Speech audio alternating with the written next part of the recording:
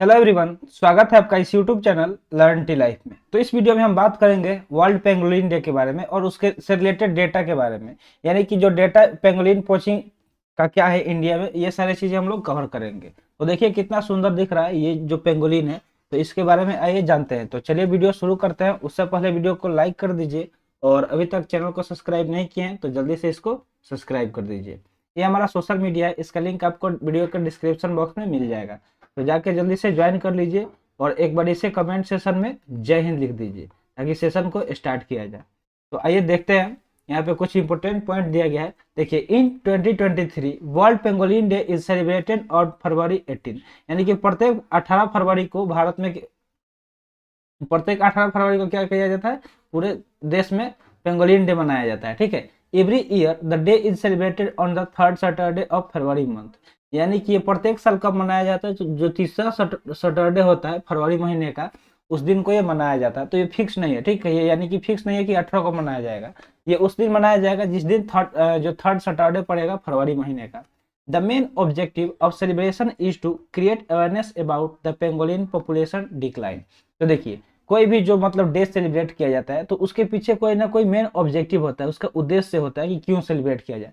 तो यहाँ पे मतलब इसका उद्देश्य यह है कि अवेयरनेस फैलाया जाए लोगों के बीच में, क्योंकि जो इसका पॉपुलेशन है पेंगोलिन का, वो डे बाय डे क्या हो रहा है, डिक्लाइन हो रहा है, यानी कि घटते जा रहा है। The population of pangolin are decreasing rapidly in Africa and Asia.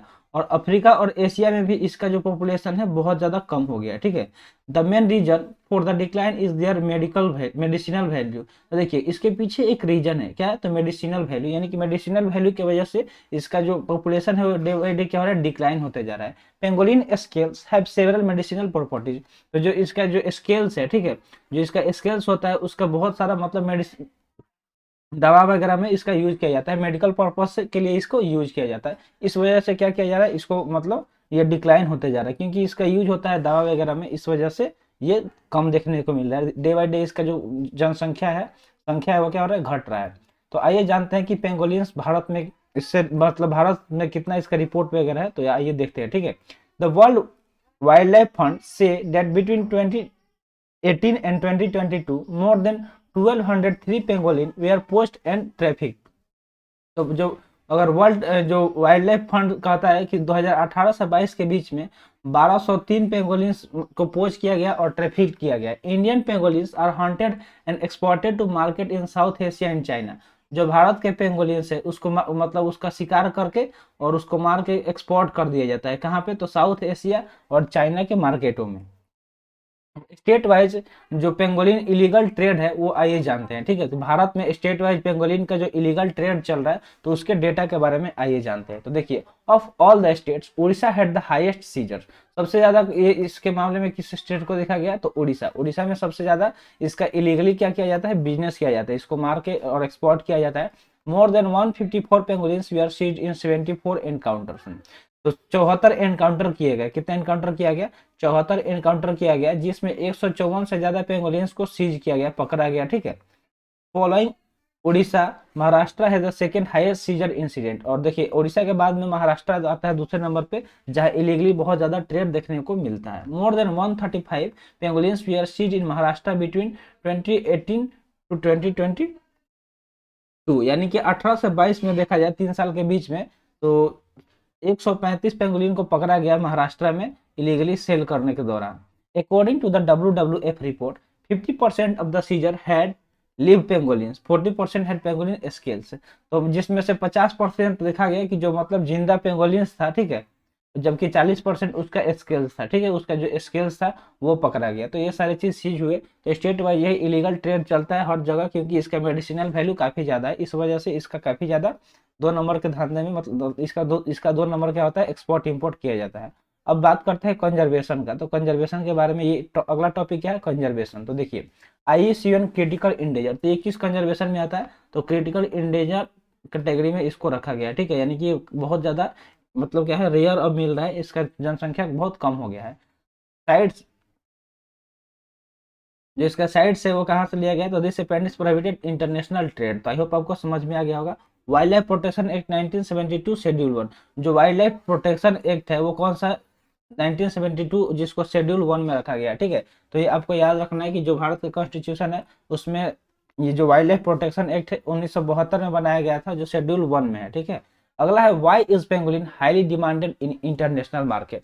देखिए अब इसका इतना धंधा चल रहा है 2 नंबर, तो आखिर ये क्यों, इसका इतना मांग क्यों है जो इंटरनेशनल मार्केट है उसमें। तो आइए जानते हैं। तो शुरू में ही आपको बताया था कि इसका मेडिसिनल वैल्यू वगैरह काफी ज्यादा है, इसका यूज होता है मेडिकल में।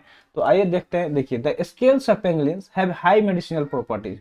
जो इसका स्केल्स होता है, ठीक है, पेंगोलिन्स का जो स्केल्स होता है उसका काफी ज्यादा मेडिसिनल प्रॉपर्टीज है, यानी कि मेडिकल में अलग अलग चीज में उसको यूज किया जाता है। They are used to heal back pain and treat strokes and rheumatism. तो देखिए जो ये क्या करता है कि जो बैक पेन है, यानी कि जो हमारे कमर वगैरह में दर्द हो जाता है, तो उसको ये काफी जल्दी से हील करता है, यानी कि काफी जल्दी से रिकवर कर सकते हैं इसका यूज करके। ट्रीट स्ट्रोक्स, जो स्ट्रोक्स आते हैं दौरा, उसको भी ये रोकता है। एंड रियूमेटिज्म है, ठीक है, इन सब चीजों के इलाज में इसका काफी ज्यादा यूज होता है, इस वजह से इसका काफी ज्यादा इंटरनेशनल मार्केट में डिमांड है।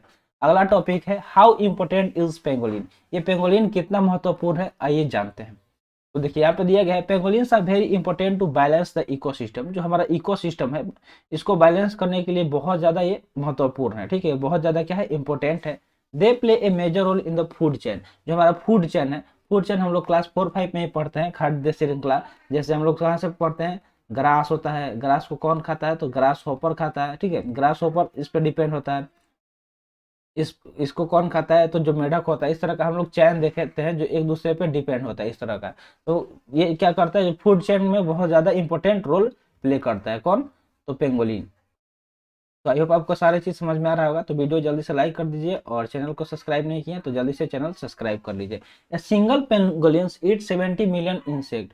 जो एक पेंगोलिन होता है वो 70 मिलियन से ज्यादा इंसेक्ट्स को खाता है, ठीक है। 70 मिलियन कोई छोटा अमाउंट नहीं हुआ, बहुत ज्यादा हो गया, ठीक है। उतने ये कीड़े मकोड़े को अकेले खा जाता है। They are natural pest controller. तो नेचुरली अगर देखा जाए तो ये पेस्ट कंट्रोलर है। पेस्ट क्या होता है, जो मतलब कीड़े मकोड़े लग जाते हैं हमारे खेतों वगैरह में, तो हम लोग पेस्टिसाइड का यूज करते हैं। तो अगर पेंगोलिन होता तो इन सारे पेस्ट को तो अकेले खा जाता। 70 मिलियन अगर खा रहा है तो उससे हमारा क्या होगा कि हमारा जो खेती कर रहे हैं, एग्रीकल्चर वगैरह जो भी है, वो सब चीज क्या होगा, बैलेंस रहता है। तो ये एक बहुत ज्यादा इंपॉर्टेंट रोल प्ले करता है इकोसिस्टम को बैलेंस करने में। तो आई होप आपको समझ में आ गया होगा सारे पॉइंट। तो आज के लिए इतना ही, आज का सेशन यहीं पर समाप्त हुआ। सेशन कैसा लगा कमेंट सेशन में जरूर बताइएगा, और जाते जाते एक बारी से कमेंट सेक्शन में जय हिंद लिख दीजिए, और वीडियो को लाइक नहीं किया है तो लाइक कर दीजिए, चैनल को सब्सक्राइब कर लीजिए। थैंक्स फॉर वॉचिंग, जय हिंद।